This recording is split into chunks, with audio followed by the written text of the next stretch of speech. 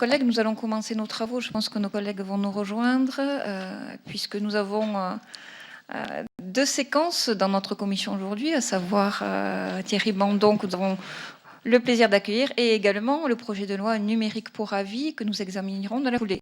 Tout d'abord, permettez-moi de vous souhaiter tous mes meilleurs voeux pour cette année 2016, que nos travaux continuent dans cette ambiance constructive que nous avons au sein de cette commission. Merci à vous tous en tout cas d'être fidèles, de participer, et j'espère qu'effectivement 2015 sera la même cuvée, je n'en doute pas, que 2015.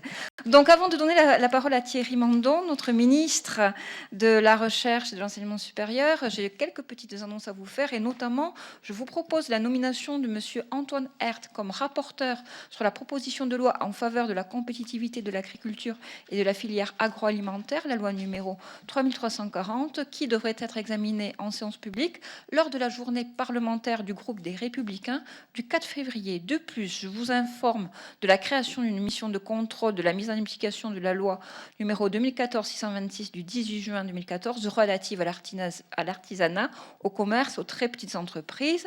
Conformément à l'article 147.7 de notre règlement, je propose la nomination de deux co-rapporteurs pour cette mission de contrôle, M. Fabrice Verdier, en sa qualité de rapporteur de cette loi pour notre commission, et de M. Daniel Fasquelle, en tant que membre d'un groupe d'opposition. Y a-t-il des oppositions, des abstentions? Je vous remercie. Ces nominations sont ainsi faites. Monsieur Thierry Mandon, notre ministre de la Recherche, merci d'avoir répondu à notre invitation. C'était effectivement la première fois que nous vous avons devant notre commission. Vous avez été nommé dans le 17 juin 2015, ce qui explique qu'effectivement, ça soit pour nous et pour vous une première. Madame Geneviève Fioraso était venue devant nous en février 2015. Donc, nous avions effectivement souhaité faire un point avec vous sur ce dossier important, la recherche et l'innovation, qui fait partie l'un des domaines, des multiples domaines de notre commission en termes de compétences. Vous savez qu'elles sont nombreuses. Toutefois, effectivement, même si parfois nous sommes un peu frustrés de ne pouvoir avoir autant de temps que nécessaire pour nous être sur tous les sujets, la recherche et l'innovation sont quand même des sujets majeurs. Donc, dans un monde en constante mutation technologique, scientifique, sociale, économique et environnementale, la recherche est effectivement un levier de compétitivité, innovation et donc d'emploi pour notre pays. Pour la Commission des affaires économiques, effectivement, c'est primordial. La France a dans ce domaine des atouts indéniables qu'elle doit développer. C'est l'objectif de la stratégie nationale de la recherche que vous allez certainement évoquer, que vous conduisez actuellement.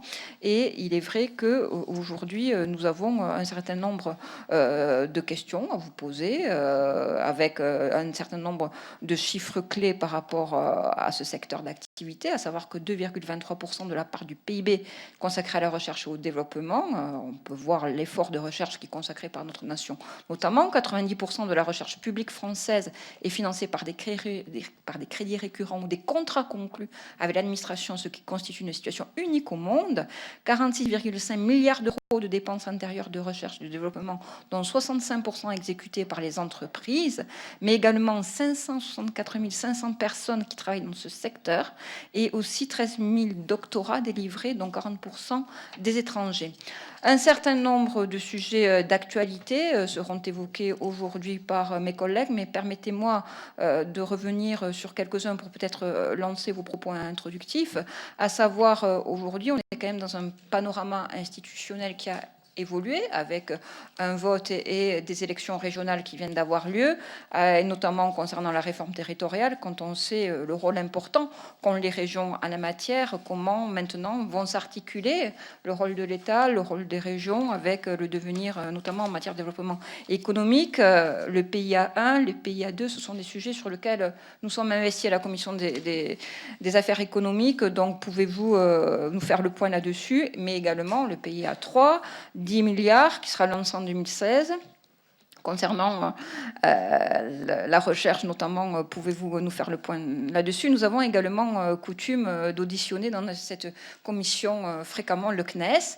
Et récemment, il y a un contrat d'objectifs et de performance qui a été signé 2016-2020. Pouvez-vous rapidement évoquer les axes stratégiques, le cas échéant, sur ce dossier. Mais puisque l'espace européen, la recherche, c'est quand même des sujets qui aujourd'hui sont des stratégies nationales à positionner, et au niveau français, mais au niveau européen. Le projet de loi numérique va faire l'objet tout à l'heure de l'examen de notre commission pour avis. Là aussi, il y a des sujets qui concernent la recherche et l'innovation, et également la COP21 qui vient de se terminer avec le succès que l'on sait au mois de décembre. Je crois que la recherche et l'innovation, ce sont des enjeux majeurs pour l'avenir de notre planète et de notre climat. Donc là-dessus, quel serait le positionnement de la France, comment faire?